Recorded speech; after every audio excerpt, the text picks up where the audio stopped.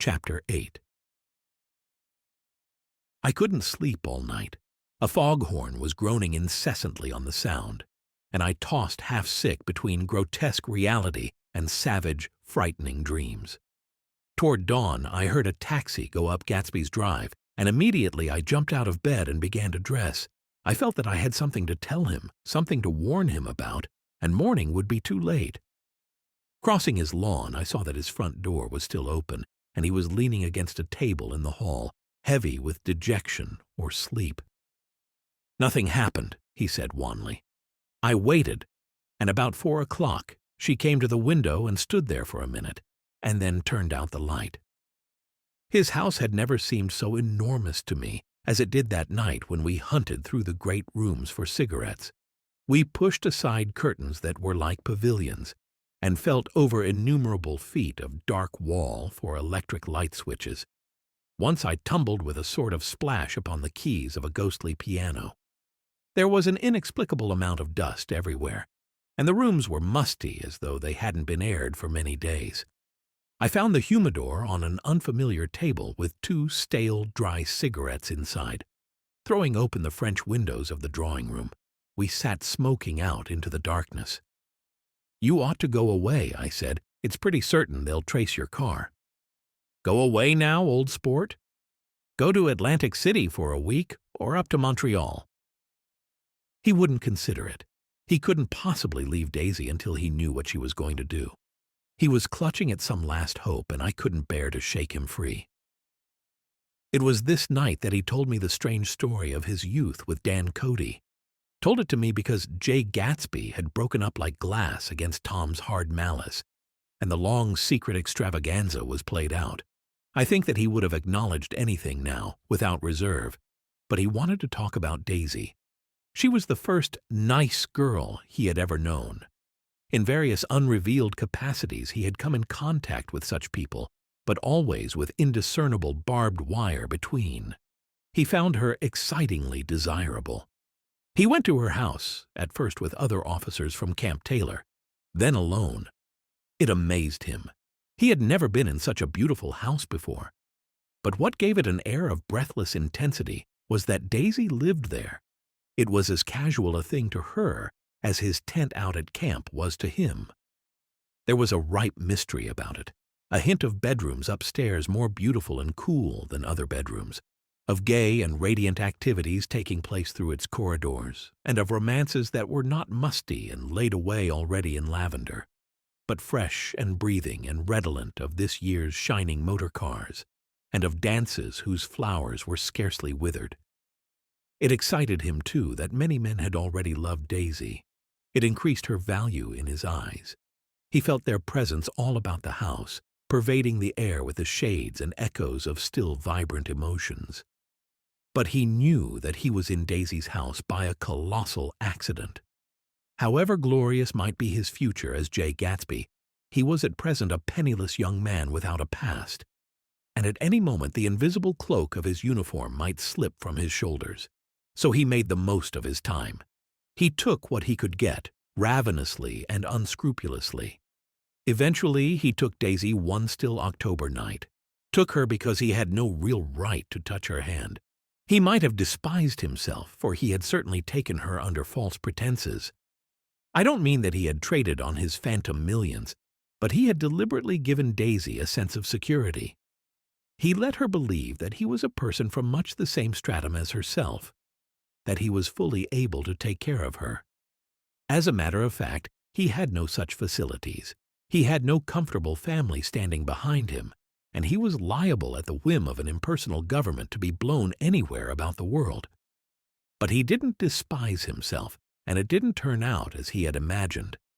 He had intended, probably, to take what he could and go, but now he found that he had committed himself to the following of a grail. He knew that Daisy was extraordinary, but he didn't realize just how extraordinary a nice girl could be. She vanished into her rich house, into her rich, full life, leaving Gatsby nothing. He felt married to her, that was all. When they met again, 2 days later, it was Gatsby who was breathless, who was, somehow, betrayed.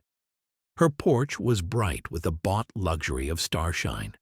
The wicker of the settee squeaked fashionably as she turned toward him, and he kissed her curious and lovely mouth. She had caught a cold, and it made her voice huskier and more charming than ever, and Gatsby was overwhelmingly aware of the youth and mystery that wealth imprisons and preserves, of the freshness of many clothes, and of Daisy gleaming like silver, safe and proud above the hot struggles of the poor. I can't describe to you how surprised I was to find out I loved her, old sport. I even hoped for a while that she'd throw me over, but she didn't, because she was in love with me, too. She thought I knew a lot because I knew different things from her. Well, there I was, way off my ambitions, getting deeper in love every minute, and all of a sudden I didn't care. What was the use of doing great things if I could have a better time telling her what I was going to do? On the last afternoon before he went abroad, he sat with Daisy in his arms for a long, silent time. It was a cold fall day, with fire in the room and her cheeks flushed. Now and then she moved, and he changed his arm a little, and once he kissed her dark, shining hair. The afternoon had made them tranquil for a while, as if to give them a deep memory for the long parting the next day promised. They had never been closer in their month of love, nor communicated more profoundly one with another than when she brushed silent lips against his coat's shoulder, or when he touched the end of her fingers, gently, as though she were asleep. He did extraordinarily well in the war. He was a captain before he went to the front, and following the Argonne battles he got his majority and the command of the divisional machine guns. After the armistice he tried frantically to get home, but some complication or misunderstanding sent him to Oxford instead. He was worried now. There was a quality of nervous despair in Daisy's letters. She didn't see why he couldn't come. She was feeling the pressure of the world outside, and she wanted to see him and feel his presence beside her and be reassured that she was doing the right thing after all. For Daisy was young, and her artificial world was redolent of orchids and pleasant, cheerful snobbery, and orchestras, which set the rhythm of the year, summing up the sadness and suggestiveness of life in new tunes. All night the saxophones wailed the hopeless comment of the Beale Street blues, while 100 pairs of golden and silver slippers shuffled the shining dust. At the gray tea hour there were always rooms that throbbed incessantly with this low, sweet fever, while fresh faces drifted here and there like rose petals blown by the sad horns around the floor. Through this twilight universe Daisy began to move again with the season. Suddenly she was again keeping half a dozen dates a day with half a dozen men, and drowsing asleep at dawn with the beads and chiffon of an evening dress tangled among dying orchids on the floor beside her bed. And all the time something within her was crying for a decision. She wanted her life shaped now, immediately, and the decision must be made by some force of love, of money, of unquestionable practicality that was close at hand. That force took shape in the middle of spring with the arrival of Tom Buchanan. There was a wholesome bulkiness about his person and his position, and Daisy was flattered. Doubtless there was a certain struggle and a certain relief. The letter reached Gatsby while he was still at Oxford. It was dawn now on Long Island, and we went about opening the rest of the windows downstairs, filling the house with gray turning, gold turning light. The shadow of a tree fell abruptly across the dew, and ghostly birds began to sing among the blue leaves. There was a slow, pleasant movement in the air, scarcely a wind, promising a cool, lovely day. I don't think she ever loved him. Gatsby turned around from a window and looked at me challengingly. You must remember, old sport. She was very excited this afternoon. He told her those things in a way that frightened her, that made it look as if I was some kind of cheap sharper. And the result was she hardly knew what she was saying. He sat down gloomily. Of course she might have loved him just for a minute, when they were first married, and loved me more even then, do you see? Suddenly he came out with a curious remark. In any case, he said, it was just personal. What could you make of that, except to suspect some intensity in his conception of the affair that couldn't be measured? He came back from France when Tom and Daisy were still on their wedding trip and made a miserable but irresistible journey to Louisville on the last of his army pay. He stayed there a week, walking the streets where their footsteps had clicked together through the November night and revisiting the out-of-the-way places to which they had driven in her white car. Just as Daisy's house had always seemed to him more mysterious and gay than other houses, so his idea of the city itself, even though she was gone from it, was pervaded with a melancholy beauty. He left, feeling that if he had searched harder, he might have found her, that he was leaving her behind. The day coach, he was penniless now, was hot. He went out to the open vestibule and sat down on a folding chair, and the station slid away and the backs of unfamiliar buildings moved by. Then out into the spring fields, where a yellow trolley raced them for a minute with the people in it who might once have seen the pale magic of her face along the casual street. The track curved, and now it was going away from the sun, which, as it sank lower, seemed to spread itself in benediction over the vanishing city where she had drawn her breath. He stretched out his hand desperately, as if to snatch only a wisp of air, to save a fragment of the spot that she had made lovely for him. But it was all going by too fast now for his blurred eyes, and he knew that he had lost that part of it, the freshest and the best, forever. It was 9 o'clock when we finished breakfast and went out on the porch. The night had made a sharp difference in the weather, and there was an autumn flavor in the air. The gardener, the last one of Gatsby's former servants, came to the foot of the steps. "I'm going to drain the pool today, Mr. Gatsby. Leaves'll start falling pretty soon, and then there's always trouble with the pipes." "Don't do it today," Gatsby answered. He turned to me apologetically. "You know, old sport, I've never used that pool all summer." I looked at my watch and stood up. 12 minutes to my train. I didn't want to go to the city. I wasn't worth a decent stroke of work, but it was more than that. I didn't want to leave Gatsby. I missed that train, and then another, before I could get myself away. "I'll call you up," I said finally. "Do, old sport." "I'll call you about noon." We walked slowly down the steps. "I suppose Daisy'll call too?" He looked at me anxiously, as if he hoped I'd corroborate this. "I suppose so. Well, goodbye." We shook hands, and I started away. Just before I reached the hedge, I remembered something and turned around.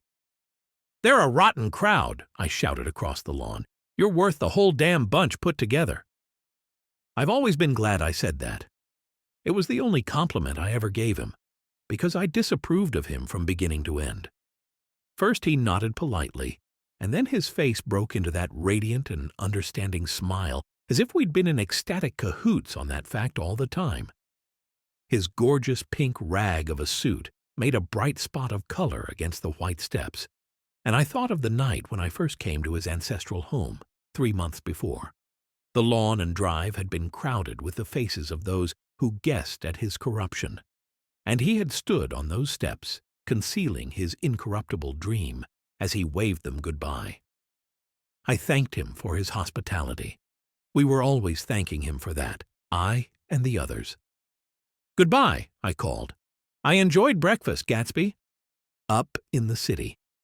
I tried for a while to list the quotations on an interminable amount of stock, then I fell asleep in my swivel chair. Just before noon the phone woke me, and I started up with sweat breaking out on my forehead. It was Jordan Baker. She often called me up at this hour because the uncertainty of her own movements between hotels and clubs and private houses made her hard to find in any other way. Usually her voice came over the wire as something fresh and cool, as if a divot from a green golf links had come sailing in at the office window, but this morning it seemed harsh and dry. "I've left Daisy's house," she said. "I'm at Hempstead, and I'm going down to Southampton this afternoon." Probably it had been tactful to leave Daisy's house, but the act annoyed me, and her next remark made me rigid. "You weren't so nice to me last night." How could it have mattered then? Silence for a moment. Then, however, I want to see you. I want to see you too. "Suppose I don't go to Southampton and come into town this afternoon?" "No, I don't think this afternoon." "Very well." It's impossible this afternoon. Various. We talked like that for a while, and then abruptly we weren't talking any longer. I don't know which of us hung up with a sharp click, but I know I didn't care. I couldn't have talked to her across a tea table that day if I never talked to her again in this world. I called Gatsby's house a few minutes later, but the line was busy. I tried 4 times. Finally, an exasperated central told me the wire was being kept open for long distance from Detroit. Taking out my timetable, I drew a small circle around the 3:50 train. Then I leaned back in my chair and tried to think. It was just noon. When I passed the ash heaps on the train that morning, I had crossed deliberately to the other side of the car. I supposed there'd be a curious crowd around there all day with little boys searching for dark spots in the dust, and some garrulous man telling over and over what had happened until it became less and less real even to him, and he could tell it no longer, and Myrtle Wilson's tragic achievement was forgotten. Now I want to go back a little and tell what happened at the garage after we left there the night before. They had difficulty in locating the sister, Catherine. She must have broken her rule against drinking that night, for when she arrived she was stupid with liquor and unable to understand that the ambulance had already gone to Flushing. When they convinced her of this, she immediately fainted, as if that was the intolerable part of the affair. Someone, kind or curious, took her in his car and drove her in the wake of her sister's body. Until long after midnight, a changing crowd lapped up against the front of the garage, while George Wilson rocked himself back and forth on the couch inside. For a while, the door of the office was open, and everyone who came into the garage glanced irresistibly through it. Finally, someone said it was a shame and closed the door. Michaelis and several other men were with him. First, 4 or 5 men. Later, 2 or 3 men. Still later, Michaelis had to ask the last stranger to wait there 15 minutes longer while he went back to his own place and made a pot of coffee. After that, he stayed there alone with Wilson until dawn. About 3 o'clock, the quality of Wilson's incoherent muttering changed. He grew quieter and began to talk about the yellow car. He announced that he had a way of finding out whom the yellow car belonged to, and then he blurted out that a couple of months ago his wife had come from the city with her face bruised and her nose swollen. But when he heard himself say this, he flinched and began to cry, "Oh my God!" again, in his groaning voice.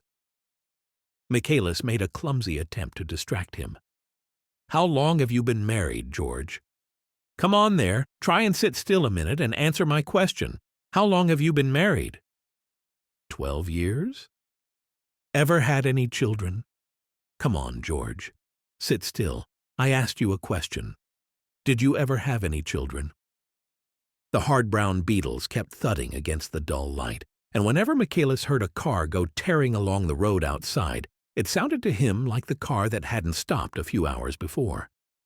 He didn't like to go into the garage because the workbench was stained where the body had been lying, so he moved uncomfortably around the office. He knew every object in it before morning, and from time to time sat down beside Wilson, trying to keep him more quiet.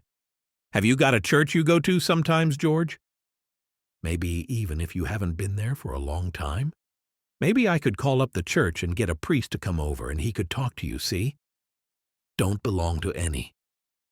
You ought to have a church, George, for times like this. You must have gone to church once. Didn't you get married in a church? Listen, George, listen to me. Didn't you get married in a church? That was a long time ago." The effort of answering broke the rhythm of his rocking. For a moment he was silent. Then the same half-knowing, half-bewildered look came back into his faded eyes. "Look in the drawer there," he said, pointing at the desk. "Which drawer?" "That drawer. That one." Michaelis opened the drawer nearest his hand. There was nothing in it but a small, expensive dog leash, made of leather and braided silver. It was apparently new. "This?" he inquired, holding it up. Wilson stared and nodded. "I found it yesterday afternoon. She tried to tell me about it, but I knew it was something funny." "You mean your wife bought it?" "She had it wrapped in tissue paper on her bureau." Michaelis didn't see anything odd in that, and he gave Wilson a dozen reasons why his wife might have bought the dog leash. But conceivably, Wilson had heard some of these same explanations before, from Myrtle, because he began saying, "Oh my God," again in a whisper. His comforter left several explanations in the air. "Then he killed her," said Wilson. His mouth dropped open suddenly. "Who did?" "I have a way of finding out." "You're morbid, George," said his friend. "This has been a strain to you, and you don't know what you're saying. You'd better try and sit quiet till morning." "He murdered her." "It was an accident, George." Wilson shook his head. His eyes narrowed and his mouth widened slightly with the ghost of a superior "I know," he said definitely. "I'm one of these trusting fellas, and I don't think any harm to nobody. But when I get to know a thing, I know it. It was the man in that car. She ran out to speak to him, and he wouldn't stop." Michaelis had seen this too, but it hadn't occurred to him that there was any special significance in it. He believed that Mrs. Wilson had been running away from her husband rather than trying to stop any particular car. How could she have been like that? "She's a deep one," said Wilson, as if that answered the question. "Ah!" He began to rock again, and Michaelis stood twisting the leash in his hand. "Maybe you got some friend that I could telephone for, George?" This was a forlorn hope. He was almost sure that Wilson had no friend. There was not enough of him for his wife. He was glad a little later when he noticed a change in the room, a blue quickening by the window, and realized that dawn wasn't far off. About 5 o'clock it was blue enough outside to snap off the light. Wilson's glazed eyes turned out to the ash heaps, where small gray clouds took on fantastic shapes and scurried here and there in the faint dawn wind. "I spoke to her," he muttered after a long silence. "I told her she might fool me, but she couldn't fool God. I took her to the window." With an effort he got up and walked to the rear window and leaned with his face pressed against it. "And I said, God knows what you've been doing, everything you've been doing. You may fool me, but you can't fool God." Standing behind him, Michaelis saw with a shock that he was looking at the eyes of Dr. T.J. Eckelberg, which had just emerged, pale and enormous from the dissolving night. "God sees everything," repeated Wilson. "That's an advertisement," Michaelis assured him. Something made him turn away from the window and look back into the room. But Wilson stood there a long time, his face close to the window pane, nodding into the twilight. By 6 o'clock, Michaelis was worn out and grateful for the sound of a car stopping outside. It was one of the watchers of the night before who had promised to come back, so he cooked breakfast for 3, which he and the other man ate together. Wilson was quieter now, and Michaelis went home to sleep. When he awoke 4 hours later and hurried back to the garage, Wilson was gone. His movements, he was on foot all the time, were afterward traced to Port Roosevelt and then to Gad's Hill, where he bought a sandwich that he didn't eat and a cup of coffee. He must have been tired and walking slowly, for he didn't reach Gad's Hill until noon. Thus far there was no difficulty in accounting for his time. There were boys who had seen a man acting sort of crazy, and motorists at whom he stared oddly from the side of the road. Then for 3 hours he disappeared from view. The police, on the strength of what he said to Michaelis, that he had a way of finding out, supposed that he spent that time going from garage to garage thereabout, inquiring for a yellow car. On the other hand, no garage man who had seen him ever came forward, and perhaps he had an easier, surer way of finding out what he wanted to know. By 2:30, he was in West Egg, where he asked someone the way to Gatsby's house, so by that time he knew Gatsby's name. At 2 o'clock, Gatsby put on his bathing suit and left word with the butler that if anyone phoned word was to be brought to him at the pool. He stopped at the garage for a pneumatic mattress that had amused his guests during the summer, and the chauffeur helped him pump it up. Then he gave instructions that the open car wasn't to be taken out under any circumstances. And this was strange, because the front right fender needed repair. Gatsby shouldered the mattress and started for the pool. Once he stopped and shifted it a little, and the chauffeur asked him if he needed help, but he shook his head and in a moment disappeared among the yellowing trees. No telephone message arrived, but the butler went without his sleep and waited for it until 4 o'clock, until long after there was anyone to give it to, if it came. I have an idea that Gatsby himself didn't believe it would come, and perhaps he no longer cared. If that was true, he must have felt that he had lost the old warm world, paid a high price for living too long with a single dream. He must have looked up at an unfamiliar sky through frightening leaves and shivered as he found what a grotesque thing a rose is, and how raw the sunlight was upon the scarcely created grass. A new world, material without being real, where poor ghosts, breathing dreams like air, drifted fortuitously about.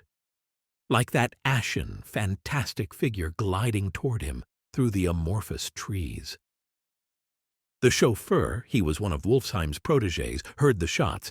Afterward, he could only say that he hadn't thought anything much about them.